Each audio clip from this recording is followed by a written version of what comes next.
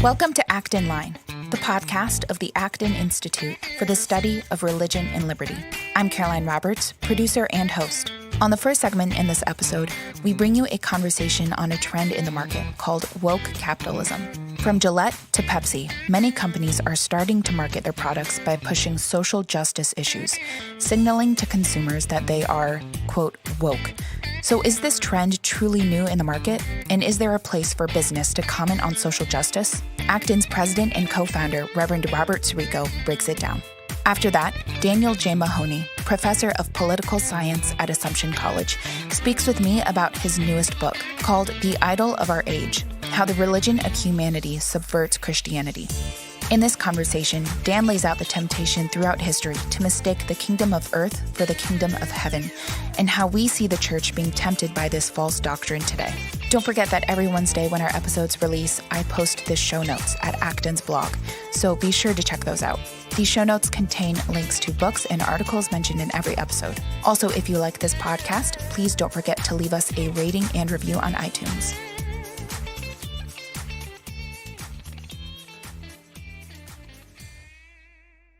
Welcome. This is Dan Huger, librarian and research associate at the Acton Institute. Today, my guest is Father Robert Sirico, co-founder and president of the Acton Institute. Father Robert and I will be discussing the woke capitalism phenomena, the subject of a recent interview he had with William McGurn, which was featured in the Wall Street Journal. Father Robert, welcome to Acton Line, and thank you for speaking with us. Always great to be back. Thank you. This terminology of woke, just for our listeners, a little historical prologue, originated in the African-American community, and it spoke to a sense of racial consciousness by people like the novelist William Melvin Kelly and the playwright Barry Beckham in the 60s and 70s used it in this way. Its recent popular and more comprehensive sense both originate from the singer-songwriter Erykah Badu's 2008 song, Master Teacher, in which she repeats the phrase, quote-unquote, I stay woke. In 2012, Badu and other Twitter users began using the phrase in the broader sense of social consciousness. What is the similarity to, and where is the tension between what we would think of as conscience and this notion of wokeness or social consciousness, Father Robert? Well, I think what they're trying to do is make more contemporary this notion of conscience, of doing the right in society and apply it. I think sometimes it is too narrowly applied to just the questions of tensions over race and now the politically correct canon of things in the sense that people should buy things or support companies whose ethical positions they support. This is a general moral and ethical stance that's perfectly understandable, acceptable, and to which businesses have always responded. This is new because we have a new word we've put on it and a new set of cultural norms that are being introduced. But as an economic phenomenon, and this is where I think the lack of clarity comes when you talk about woke capitalism. It is not new at all because, of course, entrepreneurs are always looking for markets, so they're going to want to appease their markets in the best way that they know how. Yeah, absolutely, yeah. Commentators on the right, like Tucker Carlson and Rod Dreher, have increasingly been sort of like beating this drum that business, and particularly big business in the United States, seems antithetical to sort of family, moral values, and that sort of thing. And what you're saying is that the way that this is working itself out is fundamentally similar. It's just the current zeitgeist. Yeah, and it's not true that all big businesses, are like that. Why don't we refer to, for instance, Chick-fil-A as woke capitalism? Yeah. I mean, it really tells you that right there, there's a built into this rhetoric is a prejudice. There's an ideological definition, and so people are trying to critique something that they're not identifying. And that's always dangerous. And particularly with regard to Dreyer, I think there's a lack of clarity in some of this area because he gives with one hand and takes back part of it with the other. So how should we as consumers in the marketplace respond to these sort of appeals from business that may be antithetical to our values? Well, part of the response is, if it really irks you, if it's really something you're concerned about, to let people know. Mm-hmm. But I think in general this is a trend and a trend that will pass. And very often the business themselves knows their market.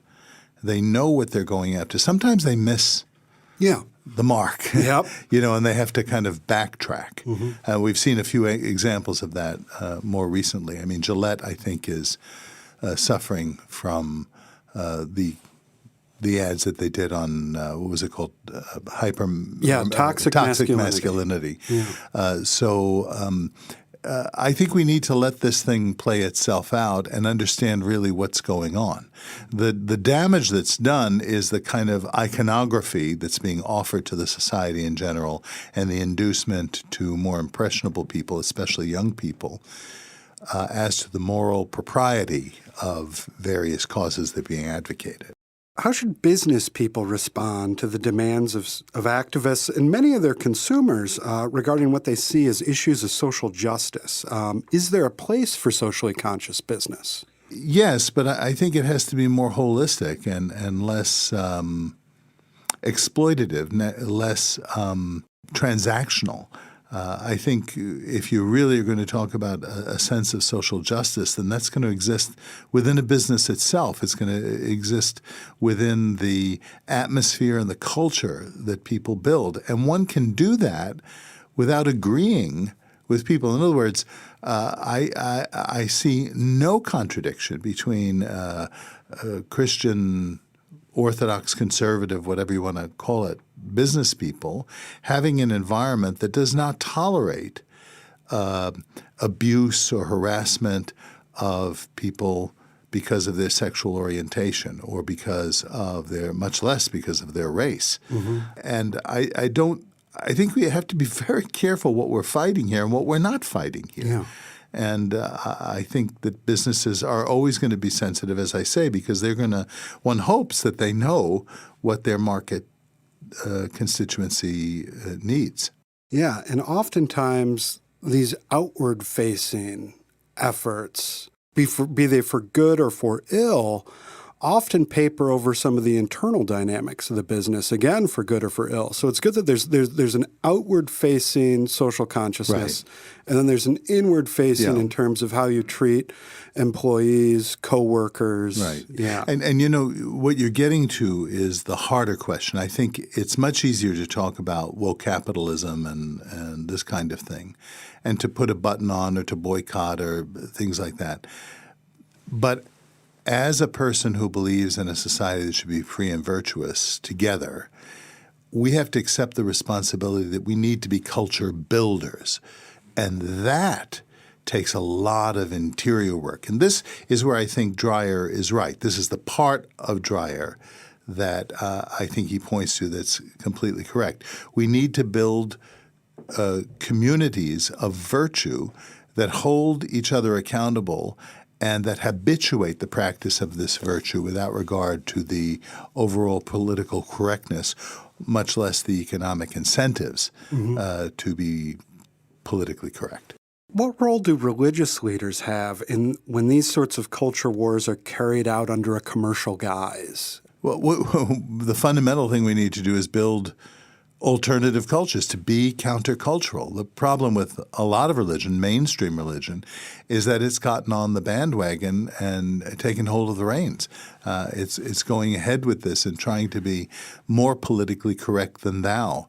In the name, particularly since the 60s, there's been this exuberant embrace of relevancy. And what is so sad is that those religious organizations, those ostensibly moral leaders, have become less relevant and less moral in the process. I think to be really culturally counterculture, it has a cost associated with it. And that very cost and the willingness to undertake that cost and the hard work of building a culture is what inspires other people, especially young people, to come. Young people are by nature idealists, and they should be admonished not to settle for mediocrity. And should have a holistic vision presented to them, a formation of how society really can take into consideration our differences and the vulnerability of other human beings, not in this kind of very superficial and faddish sort of way. So there's an abdication of leadership that's happened when all of a sudden you're turning to Oreos for your moral structure. Yes, there's something that's been deeply wrong in the religious community for a long time. Yes, for a long, long time. For Oreos to become the icon tells you it all right there, right? Absolutely, yeah. Does this sort of robust activism in the marketplace necessitate state intervention in the market to sort of rein in this sort of thing? You know, to the extent that conservatives are calling for that, they're calling for their own destruction. Because as I indicated in my interview in the Wall Street Journal, which I really was quoting from a debate that I had with the editor of First Things, conservatives often think they're going to be on the Politburo that gets to make these decisions, when I think it's not going to be people with our frame of reference, our worldview at all. So if you're going to set up legal structures that are going to tell people what to think, how to act, how to be, then you're going to be stuck with those structures when the people who are running them are marginalizing you and your beliefs. Yeah. There's a way when we turn to political solutions, it's sort of like a last-ditch effort, having lost in so many ways, having abdicated the leadership and the responsibility necessary to build the culture. This becomes the straw to be grasped at. You know, I think that's very true. And let me hold up an example from history. The civil rights movement, particularly in the 1950s and to the early 1960s, I would say that probably was the most revolutionary period in American history where racial sensibilities were changing, where it was in process. Things were going on. People were reconsidering assumptions that had been handed down to them. And I grew up in this period of time. So what I'm talking about is something that I remember from one generation to the next, from my father's generation to my generation. Then in the 1960s onto the 1970s, the state came in. It's almost like there was a movie called Start the Revolution Without Me in the 1970s. Very funny. It was about the French Revolution, a spoof on the French Revolution. And King Louis saw the crowds coming toward Versailles and ran out the side door and ran through the crowd. Nobody noticed him. And as he came upon them and they looked and they were all running toward Versailles, he was frightened and then turned around and ran with them toward Versailles. And I think that's what the state does. They see a movement beginning and they jump on the bandwagon, and then they bureaucratize it, they politicize it, they create divisions, and then they ruin it. I think a lot more could have been done had that cultural movement continued, animated in large part by religious sensibility. And once it was politicized, it became the kind of racially divisive circumstance that we live in now. And it created a situation where people thought that there was a political solution that had been arrived at, when the actual work of reconciliation had been papered over and stymied. A lot of this anxiety with this has to do with people themselves feeling threatened by a new social environment, which they see as hostile and antagonistic to their deepest values and convictions. How would you advise someone who's feeling that way, who's feeling under assault, somebody who would, is having a hard time with this present moment, who maybe wants to reach out for easy political solutions to the hard work of cultural renewal? What would you say to that sort of person? Well, I mean, that of course, it depends on the person and how they're reacting and what their mental status is generally. One of the first things I tell people is don't go on the web. Yeah. Don't document your insanity. I think what we need is to engage in some serious reflection, to find the kinds of conversations where you can have real disagreements with people who will stay with you in a disagreement, in an argument, get your bearings about you. Usually I find personally when I'm feeling overwhelmed or embattled, one of the little things that helps me is making a to-do list of things. What do I need to be doing? And I very often find that to-do list isn't as enormous as I thought it was. And I think what a person who is experiencing this being overwhelmed by the culture is they're feeling out of control. And something as simple as a schedule or a to-do list or a sense of community with friends who are supportive gives you a sense, once again, of real control over your life. Yeah. People want freedom. People want to be able to live their lives. And frustrations result from a whole variety of things, some more serious than others. And there's always opportunities for action and service. Right. And building the community. And you don't build the community in the abstraction. Yeah. You do it in the concrete. You start in your neighborhood. Somebody once said, everybody wants a clean environment and nobody wants to take out the garbage. Well, I think that's a fitting thought to end on. Father Robert, thank you so much for being with us today and for your insights into this heavily discussed topic. Thank you very much. In the face of threats to religious liberty, a growing cry for socialism from young Americans, and a ballooning national debt, the Acton Institute offers a fresh and unique perspective by connecting economic freedom, free enterprise, and entrepreneurship with a vibrant Judeo-Christian moral culture. Acton believes that liberty is best preserved when man's God-given dignity is recognized and respected. Come celebrate Acton's 29th year with us in Grand Rapids on October 15 for a dinner and a special keynote address from Andrew Klavan, the award-winning author, screenwriter, and host of The Andrew Klavan Show at the Daily Wire. Save your seat today at acton.org/events.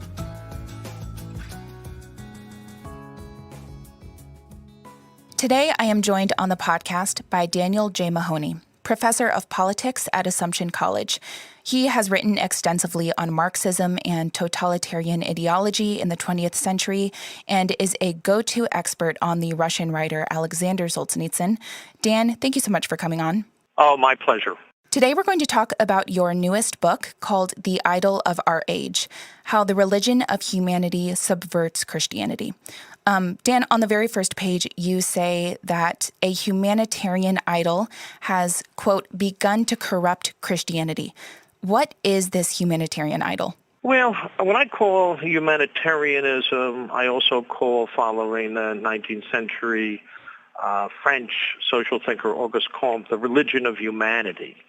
And I think that this humanitarian ethos or this religion of humanity is an approach to the human condition that more or less treats man as the measure of everything. It downplays the transcendental dimensions of authentic religion, and it sees the principal task facing human beings as what I call a project of this worldly amelioration, the building of a perfectly just social order, which of course is impossible.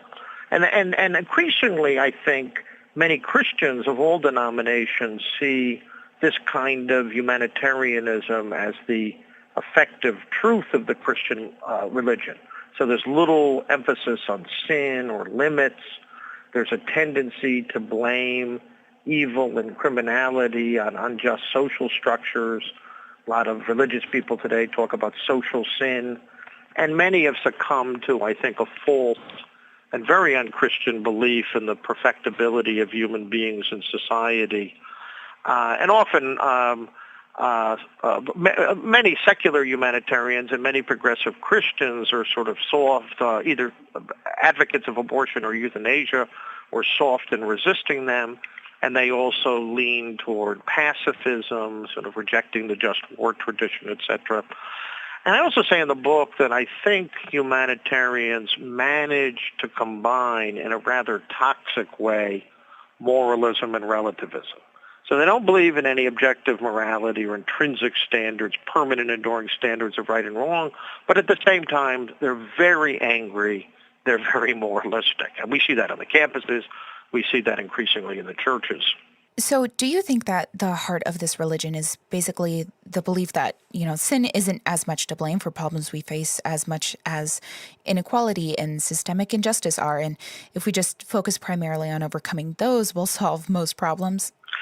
I do, and that means, as Cardinal Mueller, the former head of the Congregation for the Defense of the Faith in Rome, who was fired by Pope Francis, Cardinal Mueller says, more and more certain kind of Christians understand the churches to be humanitarian NGOs, promoting, a rather doctrinary egalitarianism, and underestimating the power of sin, the drama, what I like to call, following Solzhenitsyn, the drama of good and evil in the human soul.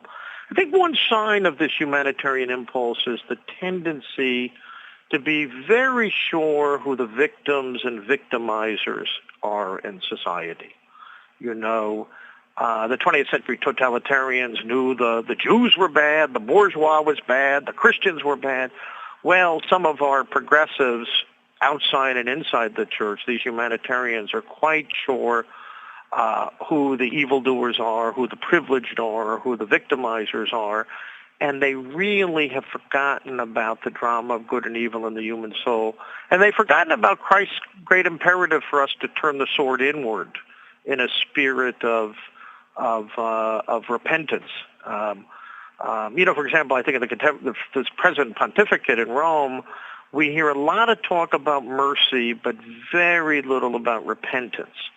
And therefore, mercy is sometimes understood as received as coextensive with democratic relativism, which, of course, has nothing to do with an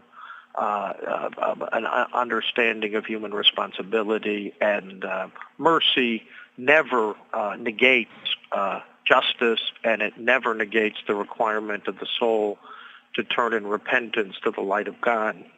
Well, speaking about Pope Francis, when you were earlier describing the definition for the religion of humanity, you mentioned that there is a temptation towards pacifism that it produces. And Francis has declared that, quote, no war is just, and that one always wins with peace. So why does this humanitarian religion result in, you say, allowing its adherents to basically detach themselves from the communities of action, such as nations and churches? What about it lends itself to political inaction or pacifism? I think that's a very good question. I think in part there's an implicit materialism. I don't want to say the Pope is a materialist. I don't think he's a materialist. But on the other hand, there's an inordinate emphasis in progressive Christian circles on physical survival as the goal of human life. That's actually a very modernist ethos. There's also a forgetting. There's an emphasis on cosmopolitanism, on world governing authorities, on an underestimation of sin and original sin, and therefore the place of conflict in social and political life. And all of this leads to a kind of forgetting that the common good requires a political articulation. It depends upon citizens and statesmen who are willing to fight for freedom, who are willing to defend justice and liberty. I do think Christians are obliged to try to avoid war where possible. But on the other hand, there's also an obligation of charity to defend the weak and the innocent. And a consistent pacifism, for example, would get rid of police forces. It would get rid of any use of armed force to defend the common good or the innocent. And I think, as I try to argue in the book, that is not an authentic rendering of the Sermon on the Mount or the Christian tradition. I don't think Christ was teaching pacifism. I also am a little appalled by the fact that the Pope simply disregards the Church's own teaching on this matter. The Church has never taught, the Catholic Church, for example, has never taught that war is always wrong and that every form of peace is good and every form of conflict is bad. St. Augustine, for example, who's a shared presence for Reformation Christianity and Roman Catholicism, speaks of tranquility of order. Peace has to be tied to a certain order that has an element of justice and a concern for the common good. And the idea, for example, that Christians should simply resign themselves to totalitarian aggression or something like that is, I think, contrary to the breadth and depth of the Christian tradition. So this is, I think, one thing that's troubling about Francis is he often innovates in ways that have more to do with kneeling before the world, succumbing to the zeitgeist, than, real fidelity to the Christian moral tradition or to the full weight of Scripture and tradition. And we see this humanitarian religion infecting not only the pontificate, though, but across evangelical Christianity, correct? I think so. I think, for example, in the evangelical world, I think a lot of young, hip, sort of progressive-minded intellectuals interpret social justice in a way, we see this in Catholic circles too.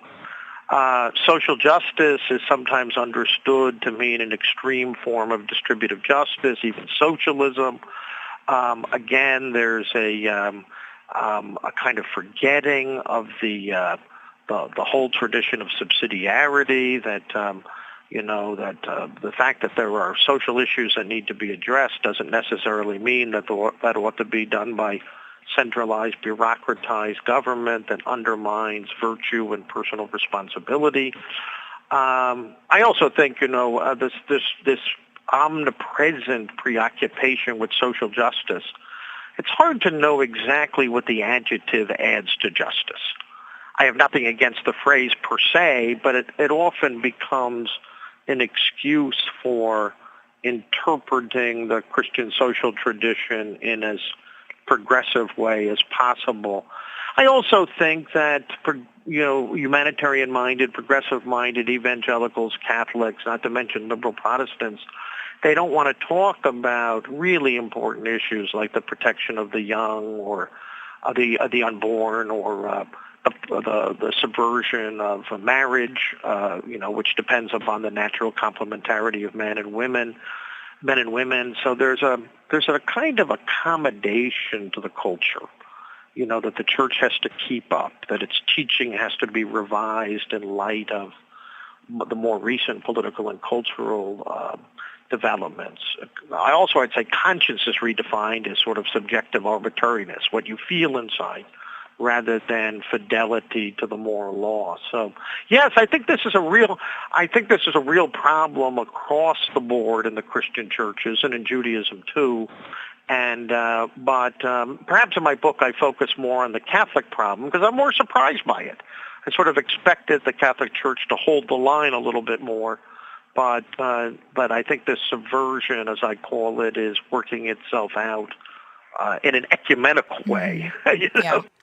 Do you think that the way that this religion is embodying itself contemporarily right now, is this a soft version compared to what you have called basically like a hard version of the humanitarian religion in the 20th century? And if so, what are the distinctions there?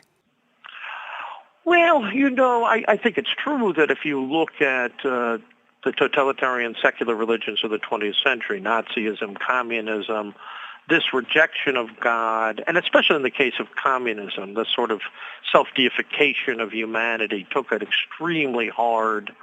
Brettel Niebel called it hard utopianism, the use of state power to persecute, to war against human nature, to destroy the churches, the traditional family, civil society, et cetera, et cetera. And that was supported by a self-conscious ideology that was anti-Christian and anti-humanity. I don't think the soft humanitarians particularly aim at totalitarianism, but their premises can lead to coercion. If Opposition to same-sex marriage means you're a homophobe. Realism about the Koran means you're an Islamophobe. These kinds of currents have to be repudiated.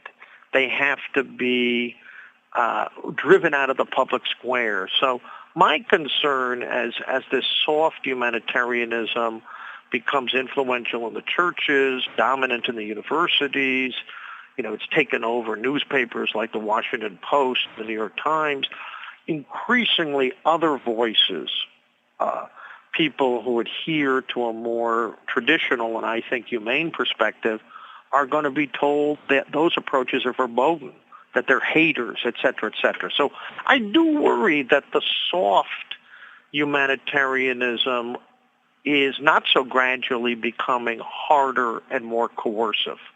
Do you, something I've been wondering actually just recently, do you think that there's almost like a Manichean strain in the current humanitarian religion that we see, almost an us versus them, black versus white kind of narrative going on? Yes, and that's what I meant before about this excessive surety about who the victims and victimizers are.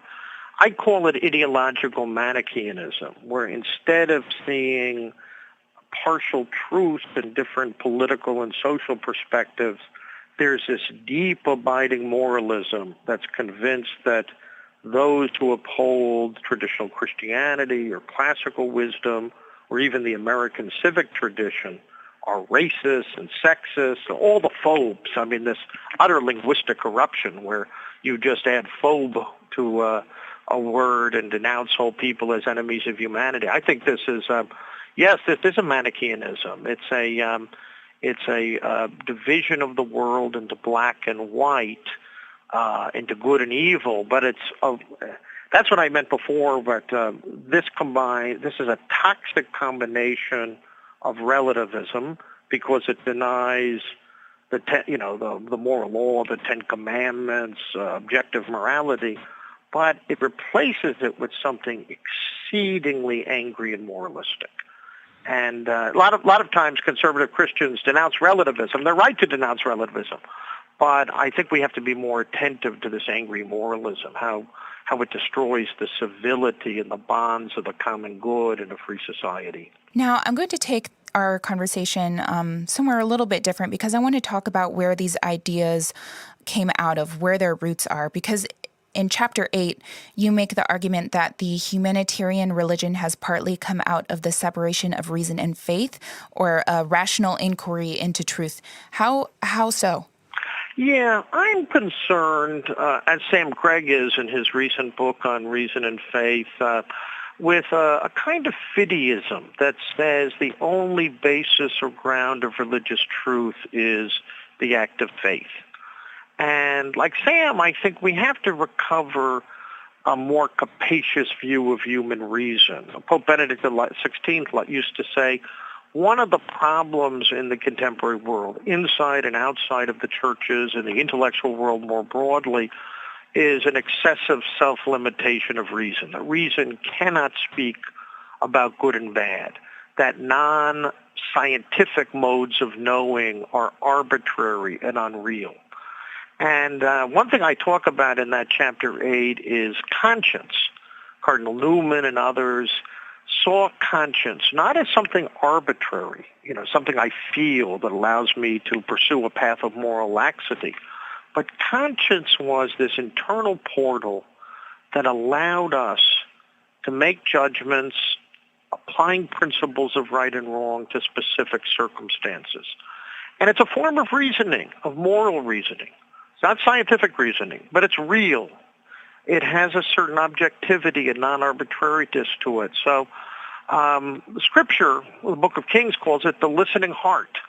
Solomon asked God when he becomes king, not for power, not for prestige, but for the ability to distinguish right from wrong, justice and injustice. And so I think the rekindling of this listening heart, the rekindling of the idea that experience, reason, conscience can give us access to certain truths about how to live, certain truths about the order of things, certain truths about the natural order and God's creation is so important. We can't simply rely on emotivism or some fideism that says, these are just my feelings. We have to reclaim reason from those who have undermined it and distorted it. I wish I had longer to talk with you, but unfortunately we are running out of time. So I actually wanted to end, of course, appropriately on a Solzhenitsyn quote. I think this quote is key to responding. He's famous for saying that the battle line between good and evil runs through the heart of every man. And you say that the great Russian writer Alexander Solzhenitsyn thought that the disasters of the 20th century happened because men have forgotten God, a forgetting that also entailed loss of confidence in the reality of the human soul, where good and evil and an enduring moral order oriented the choices of men. I think that's a perfect quote to end on, because it emphasizes what we've been talking about here, that I think a lot of this is rooted in a lack of attentiveness on how sinful the human person is, and forgetting that we are heading towards an eternal destiny, and we can't bring utopia here on earth. By the way, that quotation gets to the heart of things, and it reminds us of the importance of a truthful anthropology. Pascal said, Christianity knows the truth about man. And I think that's one of the best arguments for Christianity, that it understands the human heart and human soul in a deep and abiding way. And we Christians need to listen to those truths that we know about man, the truth about man, and not take our bearings from false ideologies and false anthropologies. Dan, thank you so much for joining me. My pleasure, Carolyn. Thanks so much. Thank you for listening today. Our podcast team here at the Acton Institute is working hard each and every week to bring you another great episode of Acton Line, but we couldn't do it without you. Join our efforts to bridge good intentions with sound economics by sharing this podcast with a friend, leaving us a rating or review, or even emailing me with any feedback you have at actonline@acton.org. Lastly, make sure you don't miss any upcoming episodes and subscribe to this podcast. This podcast is on the usual directories like iTunes, Google Play, and Stitcher, but we are also now on YouTube and Spotify.